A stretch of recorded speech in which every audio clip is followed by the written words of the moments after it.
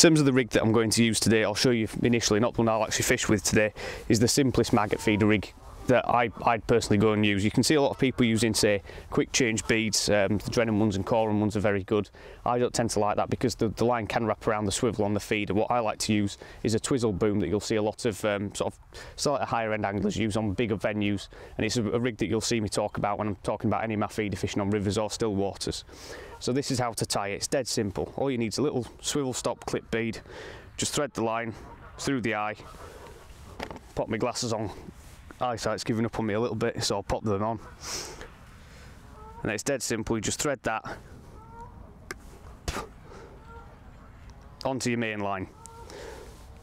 Just pull that out of my mouth. That's obviously where you're going to change it, clip your feeder onto. On natural venues, I'd usually put a small float stop behind that just to create a bolt effect. Say we were fishing for a lot of roach and then we were sort of missing bites, then you can always bring that stop down and create a bolt effect, whereas on commercial fishers like this you really need to be using free running rigs. The next stage is then making the twizzle boom. It's dead simple, and you can always incorporate a swivel into this rig at this point, but when you've got a short chuck it's easy just to go loop to loop.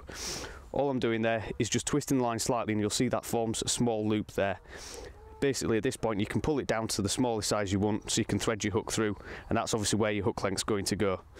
Then it's a case of just counter rotating the two bits of line, keep twizzling them, and you'll see you start to form that boom there. Again, the thinner the line, the harder this is to do. If you've got sort of 6, 7, 8 pound main lines, much easier to do. So again, if you're just starting out feeder fishing, go for a slightly heavier main line, because it doesn't really do any harm. So you can see there, I've made the twizzle boom. Need to make it long enough that when you put your stops on, which in this case I'll be using Stots there, that it sits below the length of the feeder. So the feeder is going to be about 2 inches in length. So that means that this is actually going to clear the feeder, and it'll kick the hook length away from the feeder on the cast, prevents tangles. Then all I do to lock that off is tie a figure of 8 knot. Create a little loop, go around it twice, round the back, and then just pull the link there through, holding the knot so you keep it towards the top end of where you've made your twizzle boom. That way you're not wasting too much line that you've twizzled. Pull it down, then just trim the tag end off, dead simple. Then all I tend to use, say if you're wanting to be fishing somewhere where there's a lot more snags and things like that, sometimes you can incorporate float stops to create a stop there, but for me, keep it dead simple, just use a couple of stops.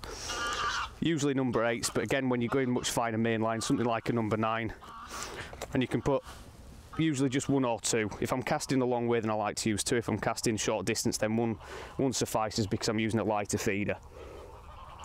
And there you go, that's your basic feeder rig. As you can see there, nice stiff boom from the twizzled line. You've got your link, a stop, and when you put a feeder on there, just pull one out here dead quick, you'll be able to see that it'll sit nice and clear from that clip link.